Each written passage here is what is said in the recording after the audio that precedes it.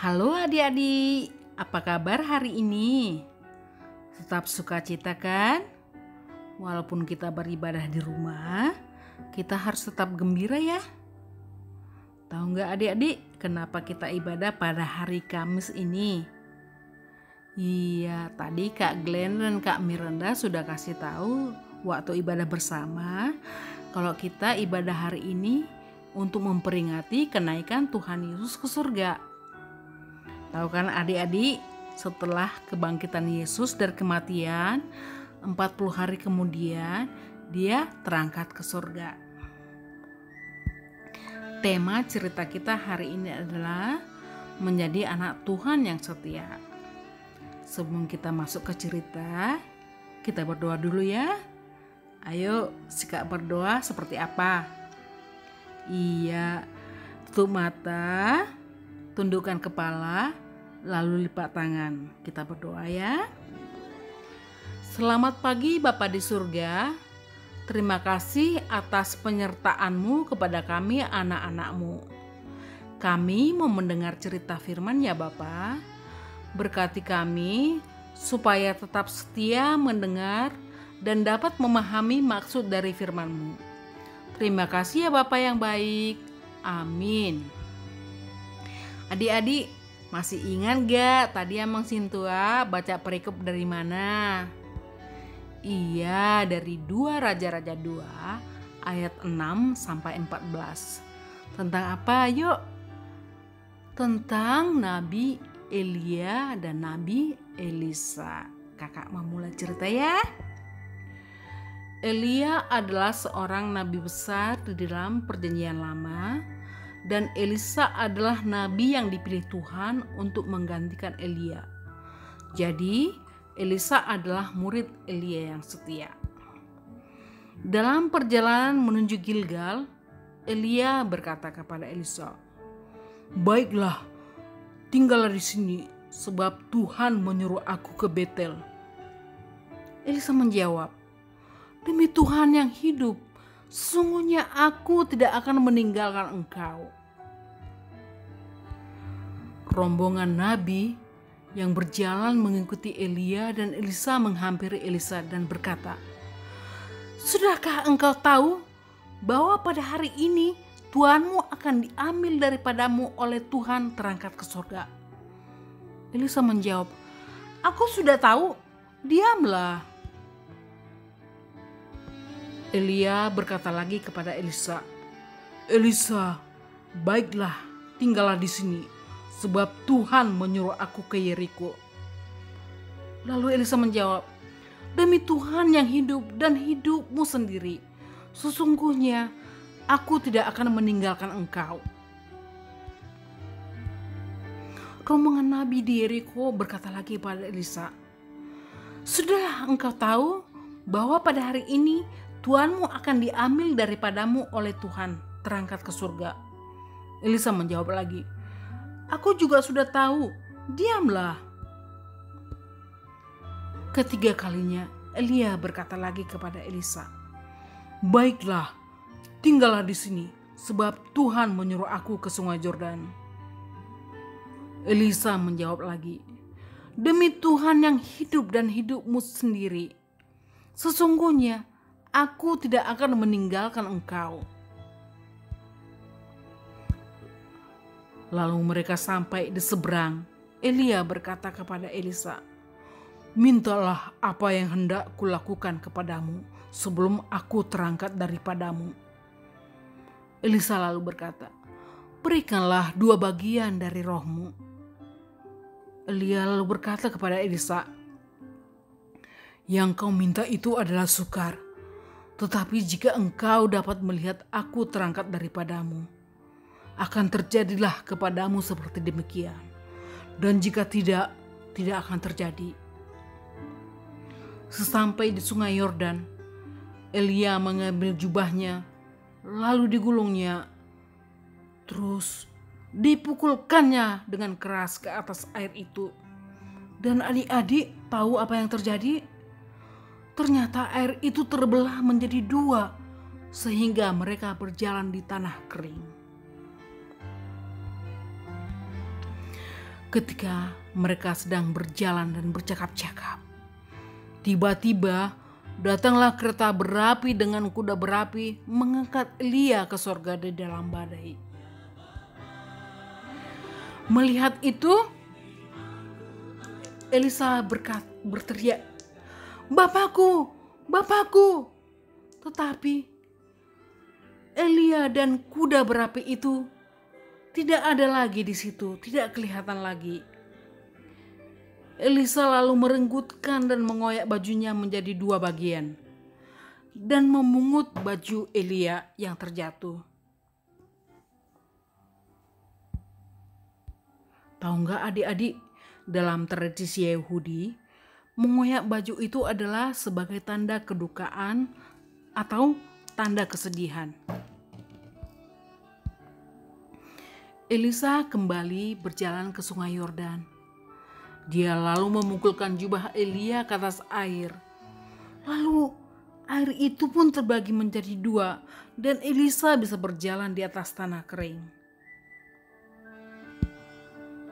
Rombongan nabi dari Yeriko melihat Elisa dari jauh dan berkata, "Roh Elia hingga pada Elisa." Sesampai di seberang sungai Yordan, mereka sujud sampai tanah menyambut Elisa. Adik-adik, ternyata Tuhan sangat mengasihi Nabi Elia. Karena Nabi Elia itu berani, taat, dan selalu setia dalam melakukan tugas pelayanannya. Adik-adik, Nabi Elia pernah menegur raja-raja Israel, raja-raja yang ditakuti pada saat itu. Karena raja-raja itu dari kakek ke anak ke cucunya terus-menerus menyembah Baal secara turun-temurun. Elia juga jujur, bertanggung jawab dan tidak mudah menyerah. Ini dibuktikan ketika raja-raja tidak mau mendengar teguran dari Elia. Elia tidak putus asa, dia terus-menerus menegur para raja-raja itu. Walaupun dia tahu pada saat itu bahwa nabi-nabi sebelumnya banyak dibunuh karena menegur raja-raja. Tuhan Allah juga sangat mengasihi Nabi Elisa karena Elisa itu setia. Ini dibuktikan ketika Elia mengujinya sebanyak 3 kali dengan menyuruhnya meninggalkan Elia. Tapi Elisa tidak mau, dia menolaknya. Ini menunjukkan kesetiaan seorang murid kepada gurunya. Elia juga bertanggung jawab. Elisa menyadari bahwa dia adalah penerus Elia, sehingga ia meminta 2 bagian dari karakter Elisa. Yang dimaksud di sini adalah tadi dia meminta 2 bagian dari roh, yang dimaksud adalah karakter dari Elisa. Apa pesan untuk kami pelajari, Kak? Nah, adik-adik, ternyata Tuhan Yesus naik ke surga duluan untuk menyediakan tempat bagi kita orang-orang percaya. Ini ada tertulis di Yohanes 4 ayat 12. Nanti kita bisa baca ya. Adik-adik, kita manusia juga akan diangkat ke surga jika kita percaya kepada Allah. Ini buktinya Allah mengangkat Henokh dan Elia naik ke surga tanpa melalui kematian. Kak, cukupkah dengan hanya percaya saja bahwa kita akan naik ke surga? Tidak cukup dengan hanya percaya saja. Kita juga harus memiliki karakter seperti Elia dan Elisa. Karakter seperti Elia dan Elisa seperti apa, Kak? Yang pertama, selalu berlindung dan berserah kepada Tuhan dengan rajin berdoa, terus rajin membaca Alkitab.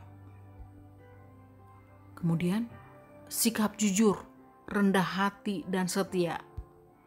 Sikap rendah hati dan setia kita tunjukkan dengan bahwa kita bisa berteman dengan siapa aja. Orang miskin, orang kaya, berbeda warna kulit, berbeda suku, berbeda agama. Kita juga harus berteman dengan mereka. Kita harus menunjukkan kerendahan hati kita dan kesetiaan kita dengan menemani semua orang. Sikap jujur itu seperti apa, Kak? Contohnya ketika ujian. Tidak boleh loh adik-adik mencontek. Sebelum ujian kita harus belajar dulu di rumah. Dan ketika ujian kita percaya diri menjawab apa yang menjadi soal sesuai dengan yang kita pelajari. Kemudian karakter suka menolong sesama. Contohnya di rumah dulu deh, kita membantu ibu mencuci piring.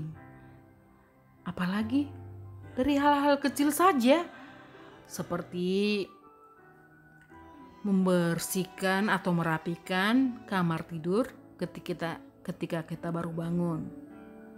Terus kita juga harus menolong orang yang lebih tua. Mereka kan sudah mempunyai kemampuan yang terbatas dibanding kita yang masih muda. Kita harus membantunya ya adik-adik ya.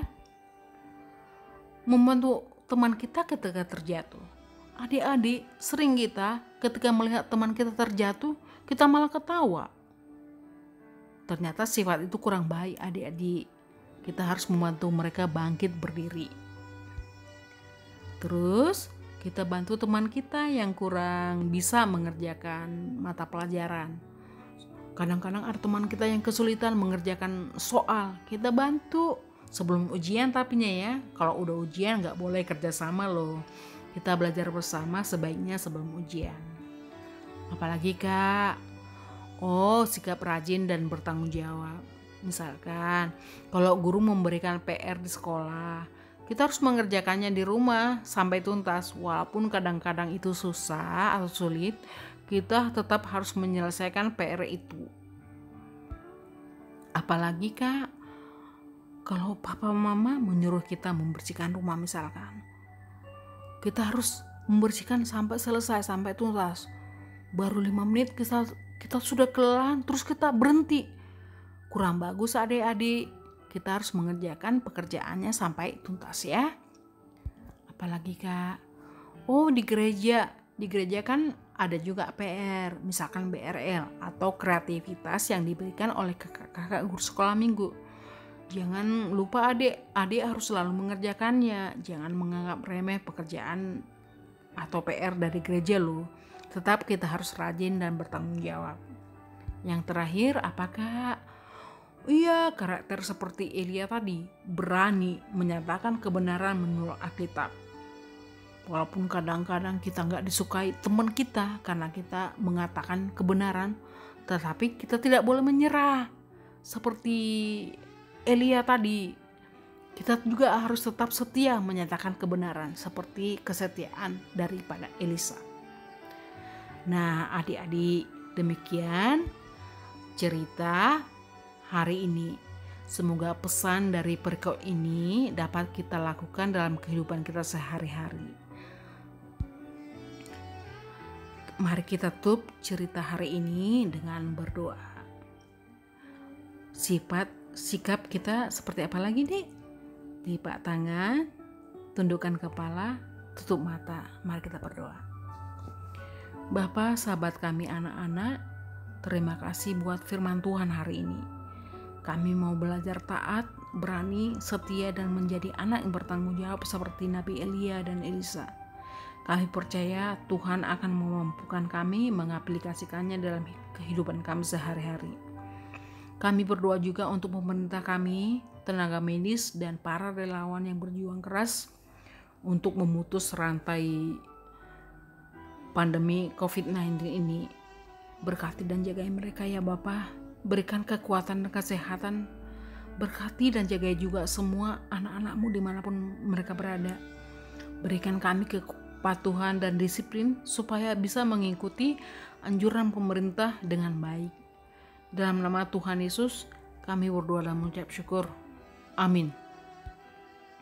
Adik-adik, karena kita masih beribadah di rumah, karena masa pandemi ini belum berakhir, kita harus tetap jaga kesehatan ya adik-adik. Caranya dengan makan makanan yang sehat, Jaga kebersihan.